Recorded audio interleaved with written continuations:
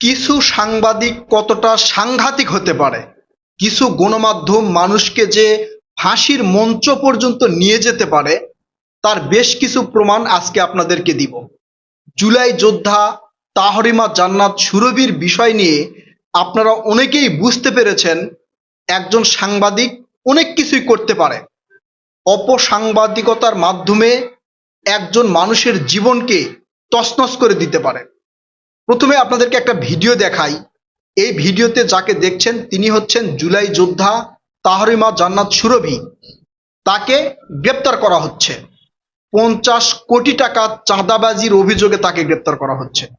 আপনারা দেখেন এই ভিডিওতে যেই ব্যাকগ্রাউন্ডটা দেখা যাচ্ছে, মানে এই সুরভি যেই জায়গায় বা যেই রুমে আছে সেই রুমের পরিস্থিতি দেখেছেন। কোনো ব্যক্তির কাছে যদি 50 কোটি টাকা থাকে তার জীবনযাপন কেমন হবে? সুরভির এই ভিডিও দেখে কি মনে হচ্ছে যে তার কাছে 50 কোটি টাকা আছে? আরেকটা অবাক করা বিষয়, সুরভির যে মামলা হয়েছে এই মামলার আসামি 4 জন। 4 জন আসামির মধ্যে শুধু সুরভিকেই গ্রেপ্তার করা হয়েছে। বাকি 3 জনকে কেন গ্রেপ্তার করা হয়নি, কি কারণে গ্রেপ্তার করা হয়নি, অথবা তাদেরকে কি গ্রেপ্তার করা যায়নি, এই বিষয়ে কোনো ব্যাখ্যা এখন পর্যন্ত আমরা পাইনি। তবে সুরভিকে গ্রেপ্তার করা হয়েছে, আদালতে সোপর্দ করা হয়েছে।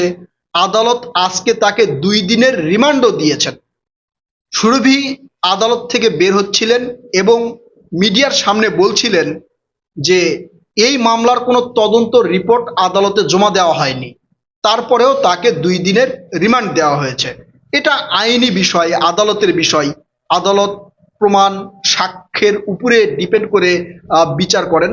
সেই জন্য হয়তো আদালত মনে করেছেন যে তাকে রিমান্ড দেওয়া প্রয়োজন, এই জন্য তাকে রিমান্ড দিয়েছে। এর পিছনের ঘটনাগুলো কি?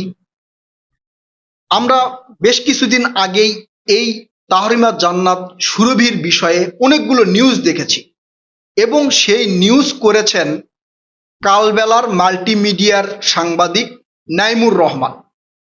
তার নিউজে তিনি বলেছেন 50 কোটি টাকা চাঁদাবাজি করেছে এই সুরভি, জুলাই যোদ্ধা তাহরিমা জান্নাত সুরভি।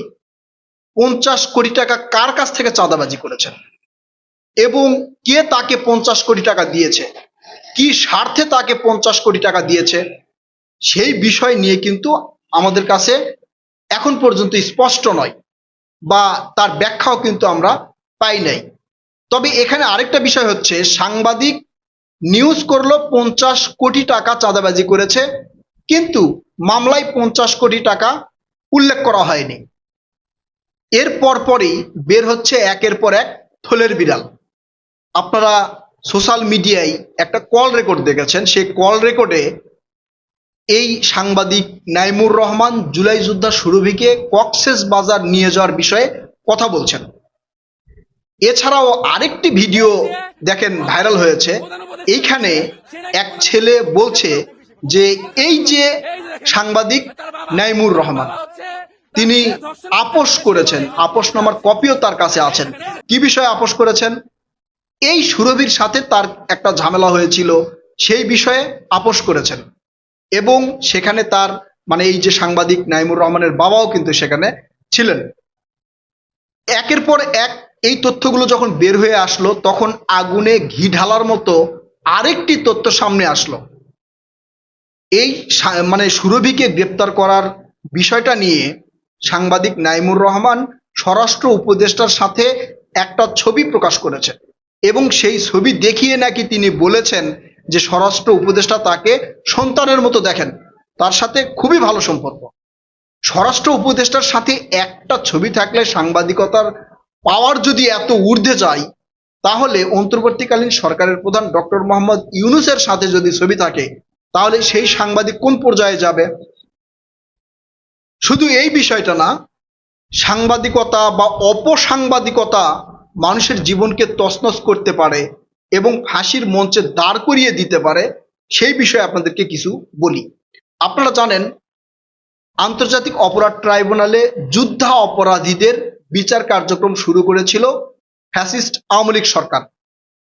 সেই সময় এই যুদ্ধা অপরাধী যারা ছিলেন, দেলোয়ার হোসেন ছাইদি থেকে আরো যারা ছিলেন, তাদের বিরুদ্ধে পত্রিকার রেফারেন্স ব্যবহার করা হয়েছে।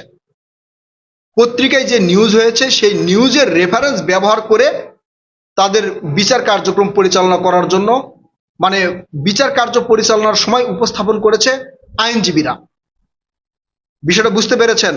ওই পত্রিকায় সত্য লিখেছে না মিথ্যা লিখেছে সেটা ইনভেস্টিগেশন হবে, ঠিক আছে, কিন্তু সেই পত্রিকার নিউজ রেফারেন্স করা হয়েছে বিচার কার্যে।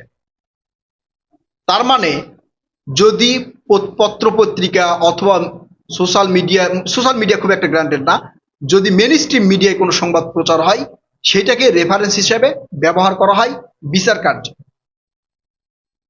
যদি সেখানে একটা সাংবাদিক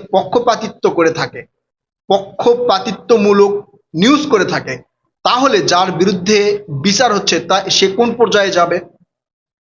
শুধু তাই নয়, আপনারা দেখেছেন আওয়ামী লীগ সরকারের দুর্নীতি ঢেকে রাখতে বেশ কিছু গণমাধ্যমের ভ্যাডন সাংবাদিক আওয়ামী লীগের প্রধানমন্ত্রী শেখ হাসিনাকে কি পরিমাণ তেল মেরেছে।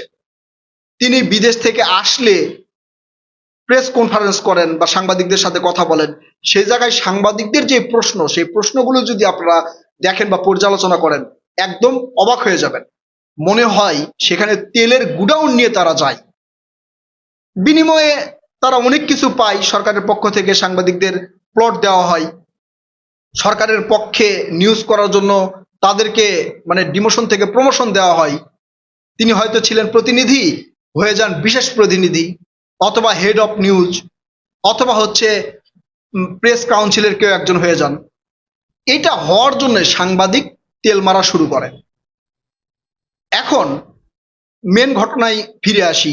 এই জুলাই যোদ্ধা সুরভির বিষয়ে 50 কোটি টাকার যে চাঁদাবাজির অভিযোগ দেওয়া হয়েছে, এটার ইনভেস্টিগেশন কি হয়েছে? আমরা চাঁদাবাজির বিরুদ্ধে কথা বলি, ঠিক আছে, আপনারা একটা বিষয় লক্ষ্য করবেন যে একটা কথা কিন্তু প্রচলিত আছে আর কি, যে চুরি করে সেই চোর, যে চোরকে সহযোগিতা করে সেও চোর। ঘুষ দেওয়া যেমন অপরাধ, ঘুষ নেওয়াও অপরাধ। তাহলে যে চাঁদাবাজি করেছে শুধু তাকেই কেন মানে গ্রেপ্তার করা হয়, তার বিরুদ্ধে কেন মামলা করা হয়? সে চাঁদার টাকা কেন দিয়েছে? একজন ব্যক্তি আরেকজন ব্যক্তিকে 5 টাকা, 10 টাকা, 50 লাখ, 20 লাখ বা 50 কোটি টাকা দেয়, কেন দেয়? নিশ্চয় তার কোনো স্বার্থ হাসিল করার জন্য দেয়। তাহলে সে কি অপরাধী নয়? এই আইনের বিষয়ে আসলে একটু মন্তব্য করি। আমার ব্যক্তিগত মন্তব্য, যে চাঁদা দিবে সেও অপরাধী, যে চাঁদা নিবে সেও অপরাধী।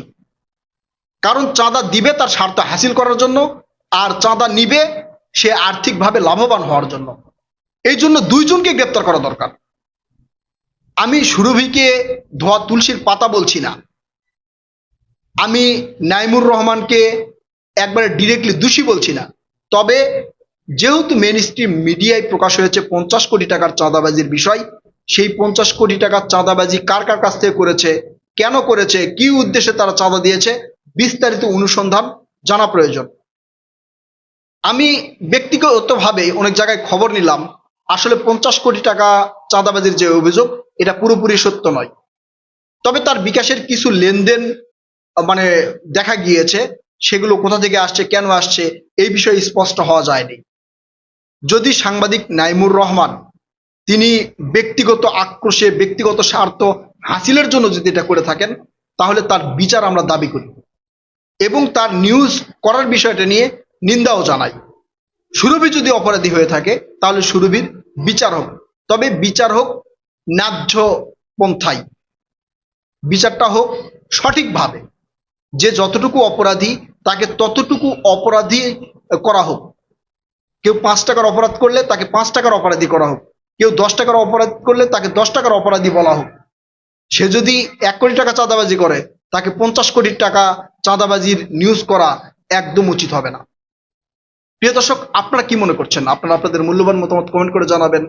কথা হবে নতুন কোনো ভিডিওতে ইনশাআল্লাহ। ততক্ষণ পর্যন্ত সুস্থ শরীরে ভালো থাকবেন। আল্লাহ হাফেজ।